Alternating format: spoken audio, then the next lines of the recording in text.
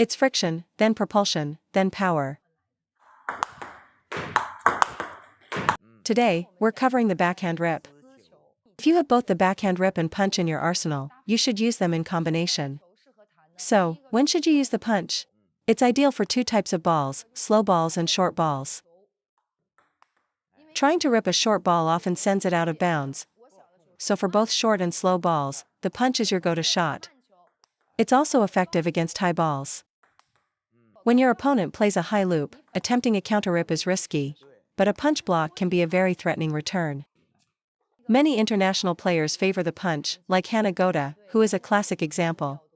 Japanese and Korean teams, as well as players like Hugo and Morgard, frequently use it to jam their opponents. So, what kind of ball is suitable for the rip? Use it against your opponent's long, fast, spinny topspins, as punching these will likely cause an error. For this type of ball, the backhand rip is the correct choice. Second, use the rip when you want to be the aggressor and generate your own power. For instance, in a neutral rally, proactively ripping the ball down the line or cross-court can be a very potent shot.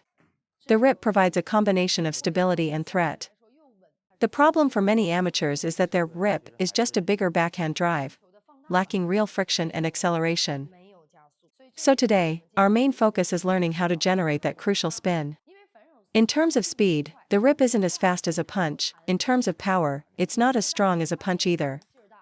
Therefore, its effectiveness comes almost entirely from the friction you create. You might ask, can I get by with just a punch and no rip? Absolutely. Most advanced amateur players I know rely solely on their punch. However, learning the rip is essential for handling the spin from your opponent's own rip. Because their shot is very spinny, trying to punch it back will likely result in an error. This is where you need to be able to execute a counter rip. If you have explosive power, focus on practicing your punch. A punch of this quality is more than enough to be effective. The punch is effective because it's sudden and the ball sinks. Even in pro matches, a well-timed punch from me can be difficult for even a world champion to defend. For players with a good feel for brushing the ball, practicing the rip is highly recommended. The primary threat of a rip is its spin, the secondary threat is its placement. For example, if I change direction from a backhand rally to the forehand, a simple block might allow my opponent to attack me. But if I change direction by ripping the ball down the line, the increased speed and spin will make it difficult for my opponent to control their return. If they try to attack it, they'll likely get jammed, because a ripped ball has a tendency to kick upwards off the racket. This upward kick to their forehand will cause them to be late, miss the ball, or hit the edge of their racket. This is the advantage of the backhand rip. The mechanics of the backhand rip are different from a drive. For the rip, your elbow must be the pivot point, allowing your forearm to swing back and forth. Amateurs are used to driving the ball, so their upper arm tends to move with the shot. This slows down the forearm speed and prevents you from generating spin. To generate spin, your elbow is key. First, raise it. Second, keep it stable. Allow your forearm to swing forward. Here's a slow motion demonstration. For a good backhand rip, you must first stabilize and raise your elbow. This is the key. Many of you may feel fatigue in your forearm, upper arm, elbow, and shoulder after just a few shots. This will improve with practice. Now let's talk about the key detail, how high to raise your elbow. Raise it to the same height as your chest. Any higher is incorrect. Keep it at chest height, and during your backswing and follow through, the elbow should not move. You can push it forward slightly, but avoid any large back and forth movement. The upper arm must not move. Keep the elbow fixed and focus on the retracting and extending motion of the forearm. This is how you generate power. There are 3 key points. The first is the elbow. The second is the wrist. Why can't you generate spin? Because your racket faces like this when you try to brush the ball. My racket angle, however, is like this, allowing for proper friction. This is the secret to creating friction. That's why I emphasize keeping the wrist firm. Your wrist must be cocked inward.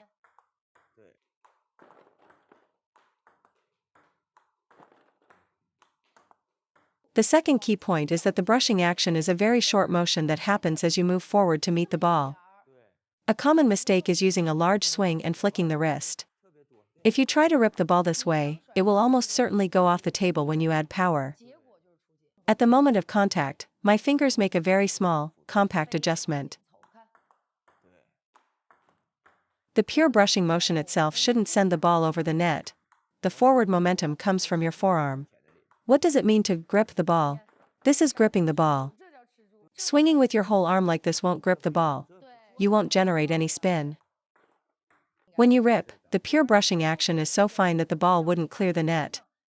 The forward motion comes from the path and force of your arm. The brushing itself is a very minimal action. It cannot be a large wrist flicking motion. Why doesn't your rip have spin? Because your swing is too large. The friction isn't concentrated, which means it's ineffective.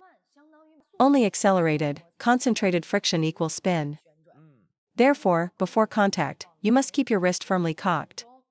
As you meet the ball, use a tiny amount of finger pressure to create the brushing action. After this initial contact, your wrist and forearm must remain firm. With this tension, accelerate with your forearm. That's how you generate spin.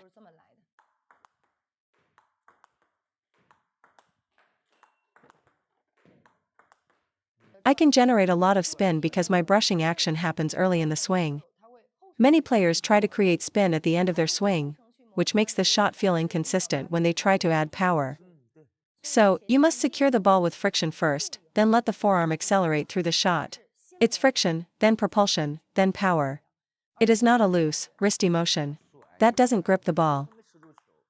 This is how you grip the ball. You can see this ball was gripped solidly. So how much should you cock your wrist for a rip? Look at this. Your wrist needs to be this cocked. Most of you have a flat wrist, which makes it impossible to create friction. It just becomes a flat hit. Only with this angle can you brush the ball properly. A player asked me, what is the timing for the backhand rip? If we are both ripping the ball, watch which point of the bounce I am contacting the ball. I'm hitting the ball on the rise because he is giving me power. If his return is soft, I will contact it at the peak of the bounce. If my opponent is hitting with power, I will take the ball on the rise. A favorite tactic of mine is to serve side spin topspin, and when the return comes, I use their pace to rip the ball to their forehand on the rise. If the return is weak, I'll either punch it or, if I can't, I'll change direction. This rip to the line is a very effective tactic. If my opponent's return of serve is weak, I will either punch it or attack it with a powerful rip. If their return is high quality and has pace, I'll use their power against them, as it requires less effort from me. For this, I often use a hook serve with obvious side spin topspin. This serve makes it hard for them to generate power. If the return is weak, I'll punch it or initiate my own rip. If my opponent is backing away from the table and trying to jam me, I'll use their pace to rip it to their forehand. They'll likely hit the edge. Even if they return it to my forehand, it's just an easy ball to counterdrive, right out to their wide forehand sideline. This is especially important for female players.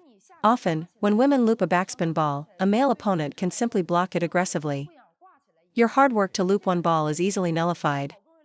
So, I strongly recommend that female players learn this tactic. You must learn to use your opponent's pace to rip down the line, and to use your own power to rip cross-court and to the middle. So, what is the difference in technique between an active rip and a counter rip? When counter ripping, using their pace, you focus mainly on friction. When they hit hard, do not try to overpower them. Keep your racket in front and use a very compact motion, just focus on brushing the ball. Do not take a big backswing, or you will get jammed. The key is, keep your racket in front, use a compact motion, and focus on friction.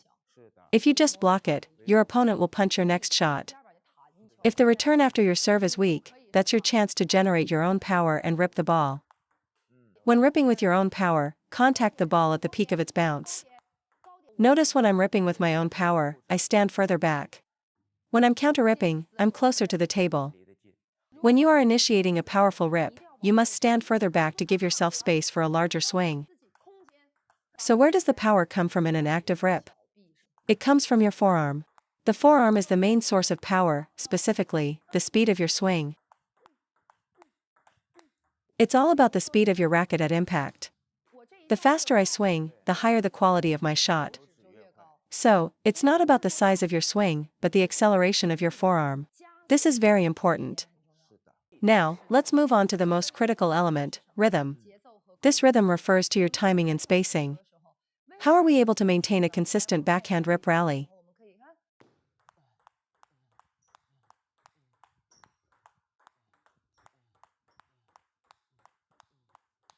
You need to establish a 1-2, 1-2, 1-2 rhythm with your body.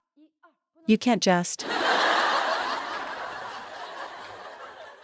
Your body must help you find this rhythm. When I was learning backhand, I used to count it out. When you're practicing your backhand drive, for example, don't stand flat-footed. You must have rhythm. 1-2, 1-2.